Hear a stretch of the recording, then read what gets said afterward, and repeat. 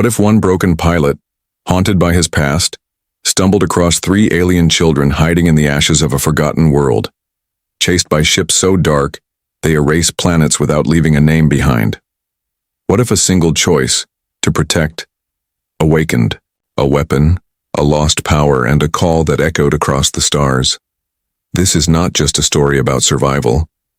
This is about how hope is born in silence, and how one quiet man became the light the galaxy had forgotten. Stay with us because everything changes, starting now. If you are new here, then please subscribe this channel and show thumbs up by liking the video. Now let's move to this wonderful story. The freighter dropped through the thin clouds like a rusted bird out of breath. Its hull groaned as it hit the dusty surface of the moon. The pilot, Danik Mural, rubbed his tired eyes and let out a slow sigh. He wasn't meant to be here. The route was supposed to be quick: refuel, drop off parts at a mining station, and head back to the outer colonies. But his ship had other ideas. The old thing, called the Grey Ember, had suffered another engine failure. Now he was stuck on Selvran, a quiet, ash-covered moon he hadn't seen on any chart in years. Danik pulled on his jacket and stepped outside, his boots sinking slightly into the fine gray dust. The air was dry and thin. He wore a breather mask, out of habit, but something about the silence around him made him uneasy. No wind, no animals, no machines, nothing but dead structures half buried in ash. Towers bent sideways, walls blackened by fire. A once living place, now silent as a grave. He looked around slowly. This wasn't just a moon someone had forgotten. This was a moon someone had erased. He walked toward the ruins, scanning for anything useful, maybe an old battery core or a working panel he could strip. His ship didn't need much, just enough to get to the next hub. As he moved through broken metal and collapsed walls, he noticed marks on the ground. Not natural ones, sharp lines, heavy tracks. And then he heard it. Faint, almost too soft to notice. A sound that made his skin crawl. A child was crying. Danik froze. He looked around, every part of him alert.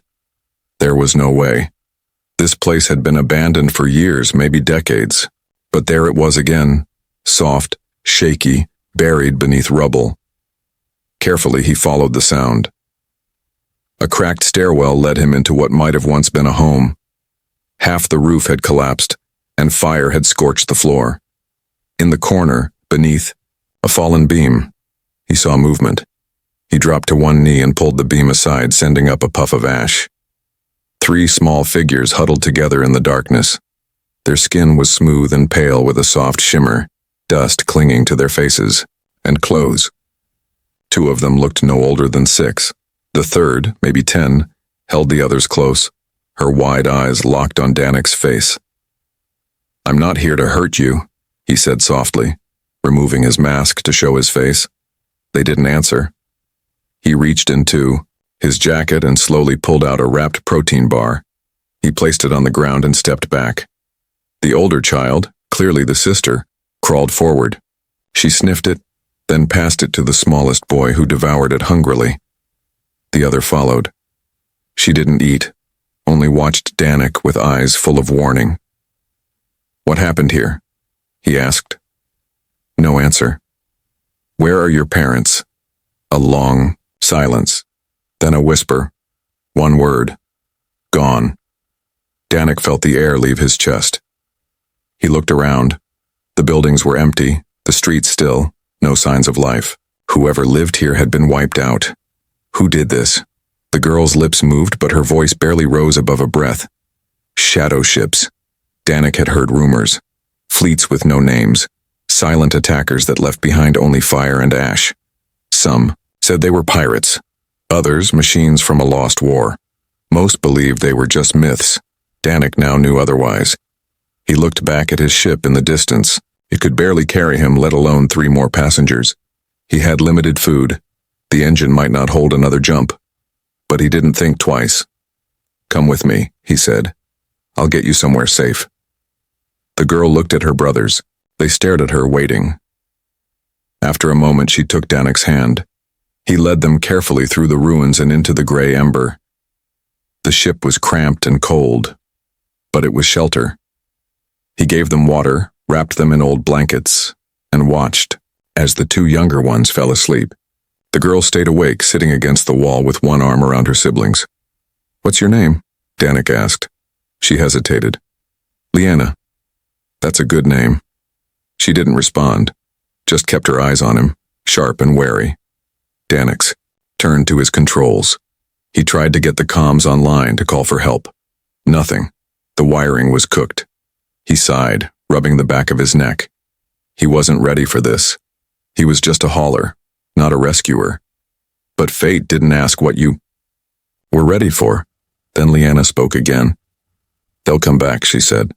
Danik turned. "The ships," she said. "They said they'd return, to finish what they started." Danik looked out the window into the pale sky. His fingers moved over the ship's controls. The scanners were dead, but he didn't need them. He felt it, deep in his gut. Something was coming. He powered the engines. The ship lifted off, leaving the broken colony behind. As they rose, he looked back once, then forward. 3 children asleep, a moon burning behind them, and a war just waking up ahead. The stars outside the window drifted like sparks in dark water. Danik Merle sat in the cockpit of the Grey Ember, his fingers wrapped tightly around the flight controls, though they weren't shaking from the ship. They were shaking from the voice still echoing in his mind. The voice of Liana, the oldest, of the 3 alien children now asleep in the cargo bay. They said they'd come back. Those words stuck with him, like a shadow that wouldn't lift. They'd been flying for hours now, trying to stay off the main trade routes, moving from backwater system to backwater system. Danik didn't know where they were going, just anywhere the black ships weren't. The Grey Ember had taken a beating back on Selvarin. One engine coughed more than it roared. The long-range comms were fried and food was running low. He needed a place to land fast, and he had only one contact who might help. Danik set course for Telvin Outpost, a half-legal repair dock on the edge of a shattered asteroid belt. The man who ran it, Nalo, owed him a favor. Not a good man, not a bad one either, just someone who always followed profit, not questions. When they landed, Nalo came out chewing a toothpick, squinting at the battered freighter. "She looks worse than the last time I saw her," he muttered, running a hand across the hull. "And you brought passengers?" Danik didn't answer. Liana stepped out, quiet and careful, with her 2 brothers close behind.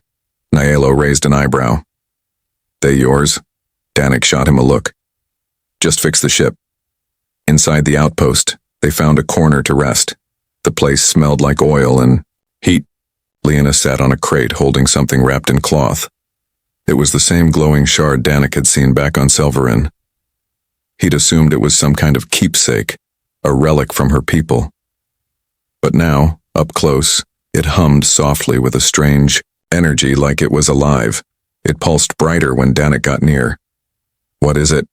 he asked. Liana looked at him, unsure if she should answer. Then, slowly, she unwrapped it. The shard was shaped like a piece of crystal glass, broken off from something larger. Soft blue lines ran through it like veins. It hovered slightly above her palm, turning slowly in the air. "We call it a sky core shard," she said. "It's part of something very old, something our people once protected." Danik crouched beside her. "And now it's protecting you?" She shook her head. "No. It's waiting." Danik blinked. "For what?" "For the one it chooses." He didn't know what to say to that, so he didn't say anything at all. But later that night, while the children slept and Nilo worked on the engines, Danik sat alone with the shard. He held it gently just to see if it would respond. It did. The moment his fingers touched it, his vision filled with light. He saw a temple carved from glowing stone. People like Liana standing in a circle, placing a larger version of the shard into a pedestal. The air shimmered. A voice, calm and deep, echoed, "When the final stars flicker, the protector shall rise." Danik dropped the shard, heart racing. The images vanished. The shard floated back into Liana's hands like it belonged there. She looked at him without surprise. "It showed you," she said. Danik stood slowly. What does it want from me? Liana stared at the shard. To see if you'll run, or if you'll follow. The next day, the gray ember was ready. Nielo handed Danik a data chip. I don't know what you've gotten yourself into, he muttered, but if you're heading into that part of space, you'll need this. Old star paths. No one flies there anymore. Danik took it. Thanks. As they lifted off, Liana sat beside him in the cockpit, holding the shard. Her brothers slept in the back. Where are we going? She asked. Somewhere the shard's pulling us, he said. Somewhere forgotten. Hours later, a warning signal flared. Danik checked the scanners. 3 black ships had appeared behind them. No beacons, no calls, just shadows cutting through space. They're tracking. The shard, Liana whispered. Danik cursed under his breath. The gray ember wasn't fast enough to outrun them, and it wasn't strong enough to fight. He needed a plan. He powered down the engines and let the ship drift, cold and dark, like space debris. The black ships passed them, scanning, but not stopping. Liana held her breath. Danik didn't move. 10 minutes passed before the enemy ships vanished into warp. They had survived, barely. But now Danik knew the truth. They weren't running from ghosts. They were running from something that knew them, something that wanted the shard. And no matter how far they flew, the echoes of that crystal would follow. Ciao. Dead world of Verite came into view like a wound in space. From orbit it looked broken. Gray cracks stretched across its surface like veins, and swirling dust storms moved slowly across the dry plains.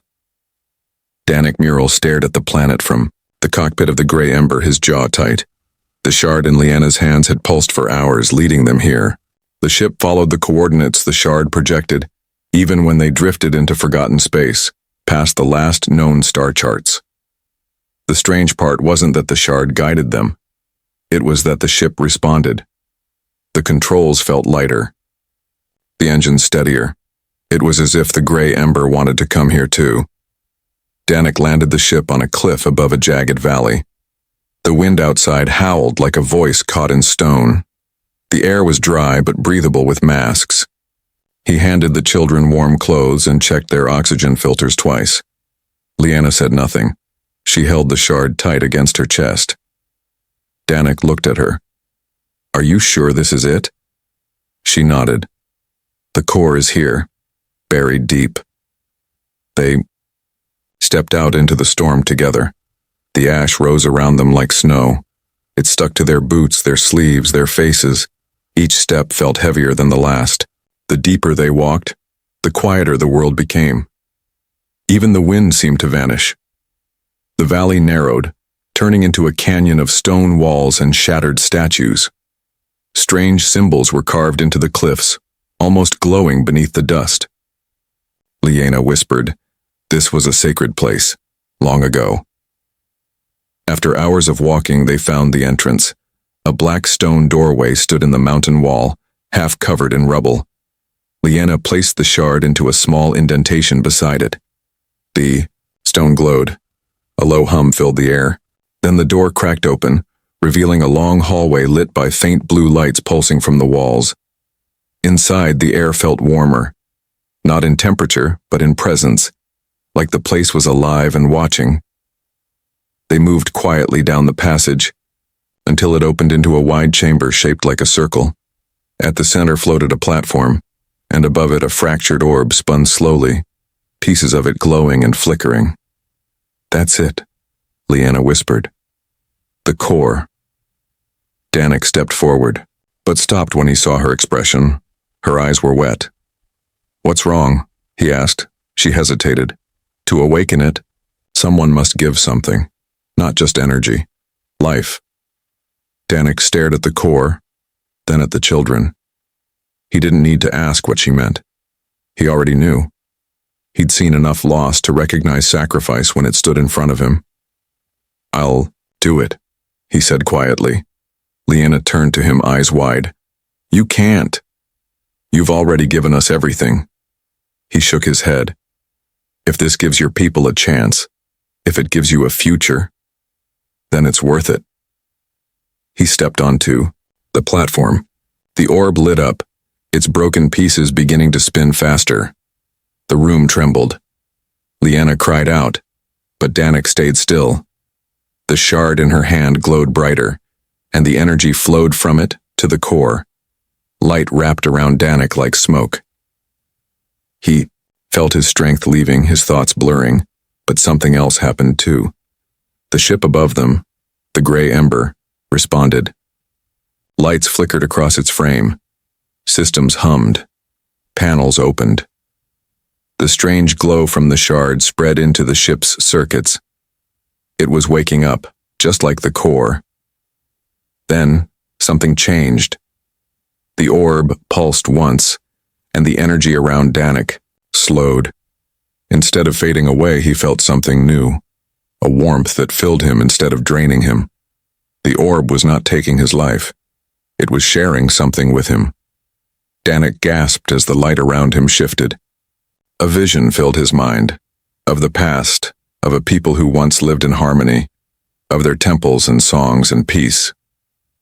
Then came the black ships, the war, the silence. The core was their last hope, and it had waited all this time for someone who would act not from power but from care.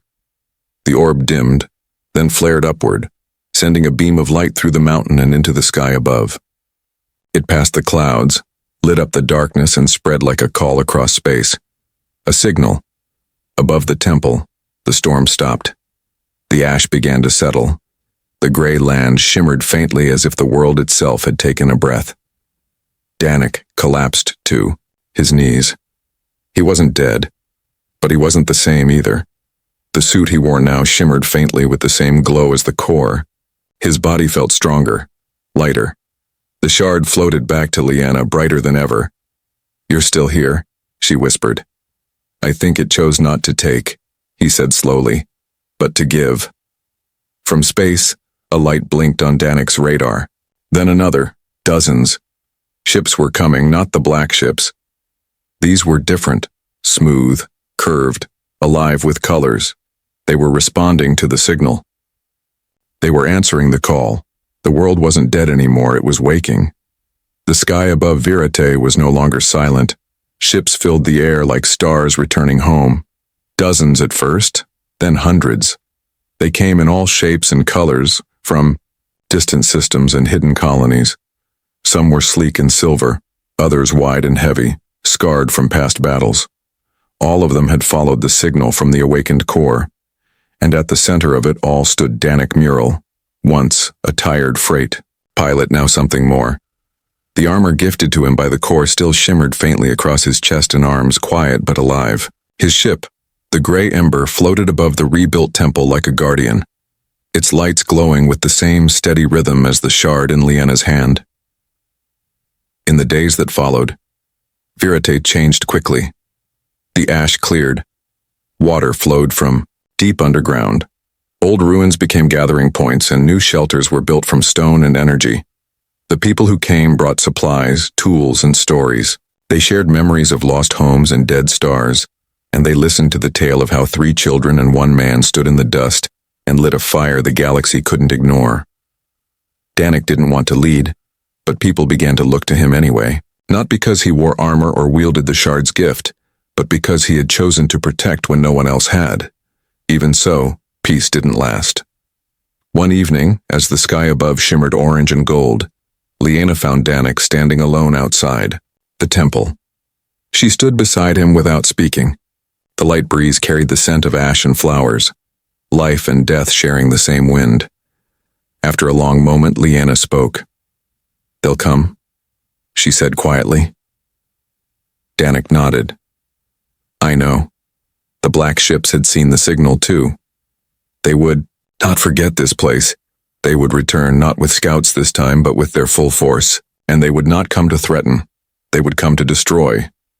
Preparations began at once. Engineers and builders worked day and night. They built defense towers from ancient technology and new alloy. Drones were sent to scout the edges of the system. Shields powered by the core were raised around the valley and the growing city.